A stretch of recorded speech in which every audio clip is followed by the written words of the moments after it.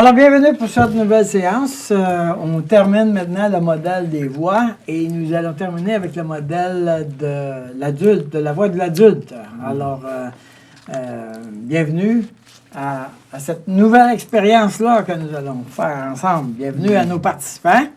Nous sommes bien engagés. Nous avons introduit toute une série d'informations qui viennent de notre esprit, de notre tête. Alors maintenant, on va se poser la question, comment est-ce que nous, comme croyants, on va apprendre à coopérer avec le Saint-Esprit? Comment est-ce qu'on va devenir, nous, comme croyants, capables d'entendre la voix du Saint-Esprit? Comment est-ce que je vais faire pour ne pas marcher selon la chair, mais selon l'Esprit? Et donc, quelle influence le Saint-Esprit va faire dans notre vie? On se rappelle que le nouvel homme, l'adulte maintenant, le bébé adulte, est sous l'influence du Saint-Esprit. Donc, le Saint-Esprit désire nous communiquer de l'information. Alors, on va commencer en se posant la question ensemble. Comment est-ce qu'on peut reconnaître quand nous marchons selon la chair ou selon l'Esprit? Comment est-ce qu'on peut reconnaître quand nous marchons selon la chair ou selon l'Esprit? Voilà. Alors, je vous invite à mettre pause sur vidéo maintenant et à répondre ensemble à cette question-là avec votre parrain, votre coach, votre petit groupe, quel que soit le groupe. Mettez pause et répondez à cette question. Comment est-ce qu'on peut reconnaître?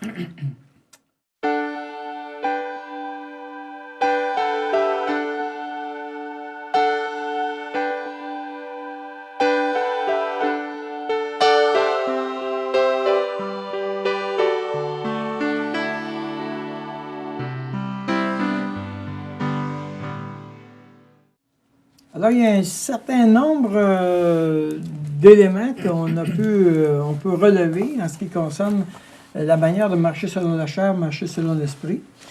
Disons au départ que à partir du moment où je suis contrôlé par mes facultés, c'est-à-dire la faculté de la pensée, la faculté des émotions, la faculté physique, qui me dominent dans ma vie, il est possible que j'utilise les ressources de ces facultés-là, ce que j'ai appris de la vie pour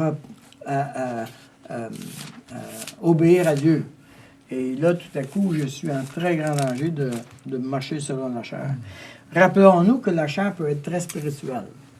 Elle peut être très religieuse. Elle peut faire des choses qui paraissent, à vue d'homme, de l'extérieur, très nobles. Mais elles sont quand même faites par la chair. Donc, on veut permettre maintenant, puisque c'est la voix de l'adulte de quoi on parle, on veut permettre à l'adulte de coopérer avec le Saint-Esprit et c'est pour ça qu'on veut répondre à cette question-là. L'adulte, on se rappelle, c'est le nouvel homme, c'est-à-dire l'homme régénéré qui est maintenant baigné par le Saint-Esprit. Mais ce nouvel homme-là, il est bébé au départ de ma conversion, il est bébé. Donc, c'est évident que j'ai besoin de nourrir cet adulte-là, de le faire grandir, l'édifier. La Bible nous parle d'édifiez-vous les uns les autres. On parle de nourrir cet adulte-là, de le faire grandir. Et cet adulte-là doit prendre le contrôle des facultés et de faire mourir ce qui est du parent ou de l'enfant. Souvent, l'enfant, c'est par rapport au mensonge qu'il va faire et le parent, c'est par rapport aux lois et aux devoirs qu'il exige. Il y a des éléments de persécution très souvent qui sont liés avec le parent.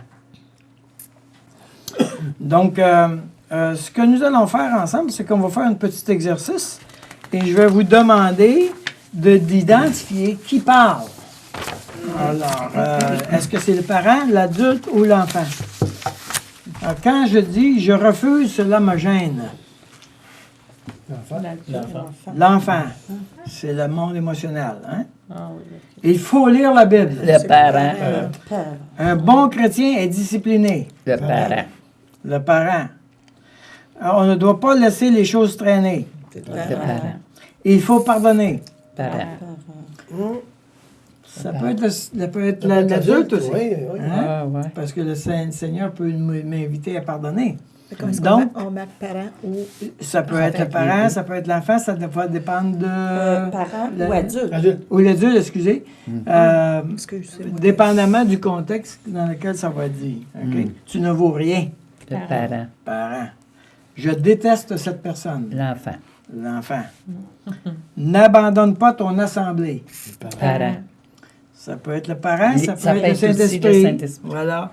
Pourquoi? Parce que L'adulte, le ouais. Saint-Esprit nous donne toute une série de recommandations d'exhortation, n'est-ce pas? Donc, quelquefois, et c'est pour ça que quelquefois, il faut tenter de distinguer les deux questions. Alors, si c'est le parent qui dit « n'abandonne pas ton assemblée », il est en train de dire « tu dois être toujours à tous les dimanches à l'église, puis à toutes les réunions de cellules, puis à toutes les réunions ». Ça, c'est le parent qui vient de parler, qui a dit « n'abandonne pas ton assemblée », c'est la loi. OK? Mais si moi, à l'intérieur de moi, je suis en train de faiblir dans ma communauté, ma notion de communauté, puis que le Saint-Esprit dit n'abandonne pas ton assemblée, il est en train de m'exhorter à dire regarde, tiens ferme, persévère. Oui, c'est pas mal différent. Oui. OK? Alors, sois généreux. Encore les deux. Ça peut être les deux. Ça peut être les deux. Il n'est pas question qu'il m'oblige à faire cela. Oh, ça, c'est le parent. L'enfant. L'enfant. Ah, c'est l'enfant? Oui. Tu n'y arriveras pas, Le parent. le parent. Je veux le faire à ma manière, L'enfant. l'enfant. J'ai peur qu'il me blesse, L'enfant. L'enfant. J'ai peur qu'il me blesse. L'enfant. l'enfant. Tu ne mérites pas cette faveur. Le parent. N'essaie même pas. Le parent. Je ne vaux rien. L'enfant. Je ne vaux rien. Je ne vaux rien, c'est l'enfant qui dit ça. C'est l'enfant. Réconcilie-toi. Oh, là, c'est C'est le parent ou l'adulte. Ou l'adulte, c'est Ouais. ça, le parent ou l'adulte. Prends soin de tes parents, Parent ou adulte. parents ou adultes. Ouais. Voyez-vous? Ouais. Donc, quelquefois, on peut reconnaître des lois qui sont néfastes et on peut reconnaître des exhortations de la parole de Dieu. Alors, dépendamment comment... Pour cette raison, je disais tout à l'heure que le parent peut être spirituel. C'est-à-dire qu'il peut dire des choses qui sont dans la Bible, qui sont en ligne avec la parole de Dieu, mais sauf qu'ils me mettent sous la loi. Ouais. Ça ne me fait pas le même effet. Ça ne me fait pas le même effet et je ne suis pas dans un contexte de liberté. Oui, c'est ça. OK? Donc, c'est important ça va être important comme croyant d'identifier nos voix. Qui parle là Oui. pendant que je suis en train de rouler? Hein? Est-ce que tu pourrais mettre un exemple qu'on c'est clair que c'est l'adulte? Bien, Parce que tu parles parent adulte, là. il faut pardonner. Ça peut être Ouais, mais- l'adulte. OK, mais ça peut être tes parents aussi. Ça peut être le parent aussi. OK, mais est-ce que c'est pas une question piège, là? Non, ça existe pas. Ok, c'est bon, ok. Ça n'existe pas parce que Ben, si tu fais un reflet, le c'est pas parent- les parents qui vont faire un reflet. le parent va me mettre sous la loi. C'est ça. Mais c'est l'adulte qui va faire un reflet. L'adulte, il va... Ça la scène. il va être sous l'influence du Saint-Esprit. Il va être capable de ne pas se sentir piégé ou prisonnier du commandement. Donc, alors, puisque l'adulte, il est bébé et qui est maintenant sous l'influence du Saint-Esprit, l'adulte va falloir qu'il apprenne à comment il va évangéliser son cœur. L'adulte va falloir qu'il apprenne comment faire mourir le parent, comment guérir l'enfant. Il va falloir qu'il apprenne ça. C'est-à-dire qu'il va devoir être capable de reconnaître les voies des deux et il va être capable d'aller chercher dans l'œuvre de Jésus-Christ, dans la personne de Jésus-Christ, la ressource nécessaire pour résoudre son problème. Donc, l'adulte va aller chercher dans l'œuvre de Jésus-Christ, dans l'Évangile, la ressource. L'adulte, c'est là qu'il va prendre sa référence. Pas dans le parent, pas dans l'enfant. Alors, ça, c'est vraiment important. OK? Alors, si l'enfant dit à l'adulte « je ne vaux pas la peine », OK? L'adulte va entendre ça. Et maintenant, l'adulte va s'en aller à Jésus. OK? Puis il va dire à Jésus « qu'est-ce que tu penses de mon enfant qui dit « il ne vaut pas la peine » Et Jésus va dire « je suis mort pour lui ». Alors, l'adulte va dire à Jésus, « peux-tu venir avec moi? On va aller voir mon enfant. » OK? Voyez-vous? Donc, Quand le parent va dire « tu devrais faire cela », l'adulte va entendre ça, « tu devrais faire cela », il va se rendre à Jésus, puis il va dire « regarde, est-ce que je dois faire? » Et Jésus va dire « j'ai tout accompli maintenant. Tu n'as rien à faire. » T'es plus sous la loi. La loi a été accomplie, elle a été rencontrée. Alors, si on revient à notre fameux grille en ce qui concerne qu'est-ce qui se fait entre la loi et l'Évangile, ça va nous aider à comprendre un peu comment l'adulte va réfléchir par rapport aux parents ou à l'enfant. Si, quand le parent parle, il va dire « voici ce que tu dois faire » et il va faire la morale. Et quand il va avoir fini de te parler, tu vas te sentir coupable et pécheur. Le parent va dire, il faut que tu travailles fort, il faut que tu fasses tes efforts.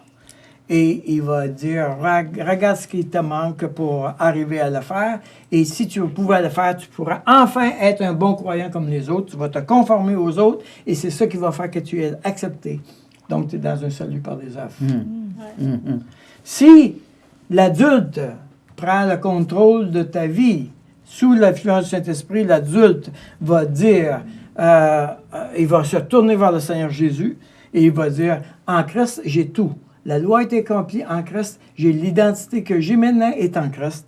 Et maintenant, moi, je suis fils. Je ne suis pas pécheur, je suis fils de Dieu, enfant de Dieu. Et c'est Christ qui vit en moi. Oui, et le Saint-Esprit me parle, il me dit des choses, il m'a montré quelque chose qui ne va pas. La seule chose que je peux faire, c'est de la confesser et de dire à Dieu, pardonne-moi et prends ça en main. That's it. Donc, il n'a pas à performer, il n'a qu'à confesser qu'est-ce qui ne va pas, de manière à ce qu'il soit pleinement libre et en train de prendre plaisir en Dieu et de vivre l'Évangile de la grâce. Ça fait du bien. J'aime bien ça. Ça fait du bien. C'est moins N'est-ce pas? pesant. Alors, donc, évidemment, comme j'ai dit, si ma vie chrétienne est dominée par un parent très spirituel, il va empoisonner ma vie. Parce qu'il va me demander des bonnes choses que la Bible me demande, mais il va empoisonner ma vie parce qu'il va être en train de me demander de me conformer et il va m'enlever ma liberté. Ce parent-là doit mourir. Ce parent-là doit mourir. Je dois revenir à la grâce. Donc, j'ai besoin d'un sauveur. L'adulte sait toujours en permanence que quoi que ce soit qu'il la demande, il ne peut rien faire sinon qu'aller chercher un sauveur, de courir vers le sauveur et de se demander de l'aide de son sauveur. C'est tout ce qu'il peut faire. Le salut vient de Dieu, point à la ligne. Le salut, la délivrance, tout vient de Dieu. Voilà. Tout ce que je peux faire, c'est de le confesser, de dire ça va pas, je ne suis pas correct mon affaire, j'ai pas été correct, etc. Tout ce que je peux faire, c'est de le confesser et de dire Dieu, je me sens démuni, je ne l'ai pas fait, je te demande pardon, c'est pas dans la bonne direction, je me repens. Maintenant, dans la repentance, ça se peut que je sais qu'est-ce que je dois faire. Okay? Je reconnais que je ne vais pas dans la bonne direction, que je dois changer de direction. Mais là, pour changer de direction, okay, je ne peux pas dire « Daniel, change de direction, fais-le ». Il va falloir que je donne une permission à Dieu. C'est lui mon sauveur. Je donne une permission. Je sème. Dieu, aide-moi à accomplir ce que tu me demandes. Je te donne la permission de m'emmener à accomplir ça dans ma vie. Alors, ça ne viendra pas de moi. La repentance, le changement de route, de changement de vie va venir de Dieu dans la repentance à travers une semence.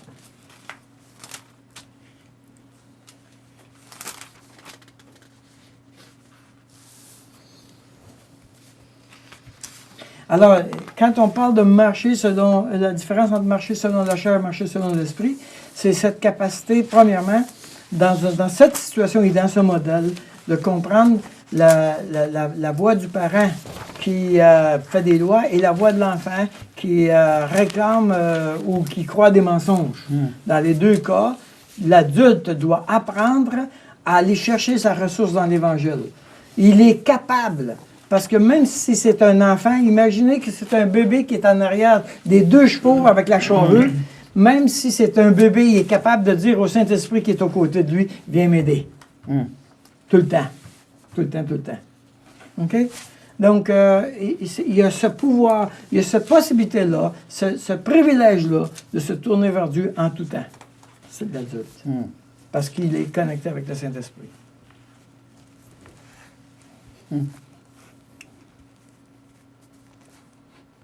Et ça pourrait être intéressant d'introduire toute une série d'exemples pratiques. Je vais en introduire une, juste comme ça. La Bible a dit que votre oui soit oui, que votre non soit non. N'est-ce pas? Autrement dit, la Bible a dit ne mentez pas. OK? Vous savez, le premier problème que l'être humain comme croyant, nous avons, un des premiers problèmes, c'est le mensonge. Okay? Nous sommes en train de nous mettre des feuilles de figuier. Nous sommes en train de nous cacher et de communiquer aux autres. Voici l'image que je veux que tu crois de moi. Okay? Et c'est qui fait ça? C'est le parent qui se sent coupable et qui dit « cache-toi, il ne faudra pas qu'il voie qu'est-ce que tu es ». Ou c'est l'enfant qui dit « j'ai honte, ça n'a pas de bon sens, il ne faudra pas qu'il voie qu'est-ce que je suis ». Si l'adulte a pris cette question-là, la raison pourquoi tu es en train de mentir, il la prend, il l'amène à la croix, il met la honte de l'enfant à la croix, il met la culpabilité du parent à la croix, et il va trouver en Jésus-Christ les habits de peau nécessaires pour se cacher dans cette situation. Wow. C'est formidable, hein? Oui. Alors, évidemment, il y a un trait. J'ai dit que l'adulte est bébé. Ça veut dire que de maintenant jusqu'à notre mort, on va devoir investir dans l'adulte. Il faut qu'il grandisse. Il faut qu'il soit nourri. Il faut qu'il soit édifié. Il faut qu'il soit sous le contrôle du Saint-Esprit. Il faut que l'adulte, au fur et à mesure, va faire mourir le parent et va guérir l'enfant. C'est tout un processus. C'est le processus de sanctification et c'est ce qu'on appelle intégrer l'Évangile dans sa vie personnelle. Alors, évidemment, quelle vérité de l'Évangile ton cœur doit intégrer dans ta vie présentement, actuellement? Quelle vérité de l'Évangile ton cœur doit intégrer dans ta vie actuellement? Je vous laisse avec cette question-là et je vous invite à la débattre, à examiner la question ensemble et voir quel élément du parent ou de l'enfant fait que tu retombes dans un salut par les œuvres et que tu tentes de te sauver toi-même plutôt que de trouver la solution dans l'Évangile. Alors, en espérant que cette série a été bénéfique pour vous, et nous espérons peut-être qu'on pourra croiser nos pas ensemble un jour et qu'on puisse se réjouir de ce que l'Évangile a fait dans ta vie. J'espère vraiment être capable d'être de ceux qui sont en train de célébrer avec vous autres les délivrances que Dieu nous accorde, et j'espère que moi aussi, j'aurai le privilège de me voir grandir, changer à cause de Jésus-Christ et qu'on puisse célébrer ensemble tous ces changements-là qu'il veut nous emmener à faire. Un jour, la Bible nous dit, un jour nous serons comme lui parce que nous le verrons tel qu'il est. Quelle belle promesse, n'est-ce pas? Alors, que Dieu nous accompagne. Amen.